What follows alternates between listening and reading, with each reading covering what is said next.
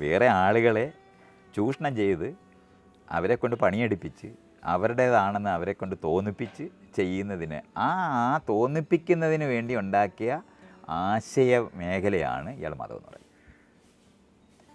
രാജ്യനിർമ്മാണത്തിനകത്ത് ആളുകളെ ഈ ചെയ്യുന്ന എല്ലാ പ്രവൃത്തിയും നിങ്ങൾ ചെയ്യേണ്ടതാണെന്നും ഈ പ്രവൃത്തി നിങ്ങൾ ചെയ്യുന്നത് വഴി നിങ്ങളുടെ ജീവിതത്തിന് സായുജ്യം ഉണ്ടാകുമെന്നും അവരെ പഠിപ്പിക്കുന്ന ആശയം ഉൽപ്പാദിപ്പിച്ച് രാജാവിന് സ്വന്തമായിട്ട് ഇഷ്ടം പോലുള്ള കാര്യങ്ങളും സ്വർണ്ണം എന്നുവെച്ചാൽ ബാക്കിയുള്ളവർ മുഴുവൻ കുടിൽ കഴിയുമ്പോൾ ഈ രാജാവിന് സ്വർണ്ണ കസേരയിലിരിക്കുകയും കൊട്ടാരത്തിലിരിക്കാനും പറ്റുന്ന യുക്തിയാണ് മതപരമായി പഠിപ്പിച്ചത്.